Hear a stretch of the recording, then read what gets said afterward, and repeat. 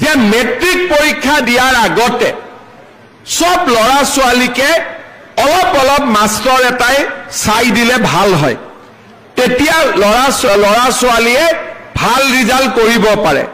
কিন্তু দুখীয়া মানুহে কেনেকৈ ল'ৰা ছোৱালীক টিউচন দিব সেই কাৰণে যিমান ল'ৰা ছোৱালীয়ে মেট্ৰিক পৰীক্ষা দিব 6 মাহ আগৰ পৰা তেওঁলোকৰ বেংক একাউণ্টত মই 300 কৈ টকা দিম যাতে মাষ্টৰক আমি টিউচন বা ঘৰত গাঁৱত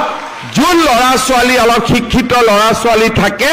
তেওঁলোকে যাতে গধূলি আমাৰ মেট্ৰিক কেণ্ডিডেটখিনিক পঢ়ুৱাব পাৰে এখন গাঁৱত 10 গৰাকী মেট্ৰিক কেণ্ডিডেট আছে গাঁৱতে এজনী পঢ়া জানা ছোৱালী আছে মেট্ৰিক কেণ্ডিডেটৰ বেংক একাউণ্টত মই 300 টকা দিম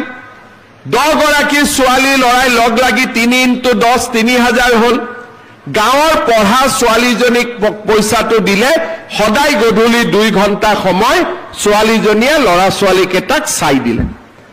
মেট্ৰিক পৰীক্ষাটো যেতিয়া আগতকৈ ভাল হ'ব না নাই এটা আপোনালোকেতো এইবিলাক কথা মোক কোৱাই নাই মইহে ভাগিনকেইটাৰ কাৰণে চিন্তা কৰি আছো হয় নে নহয়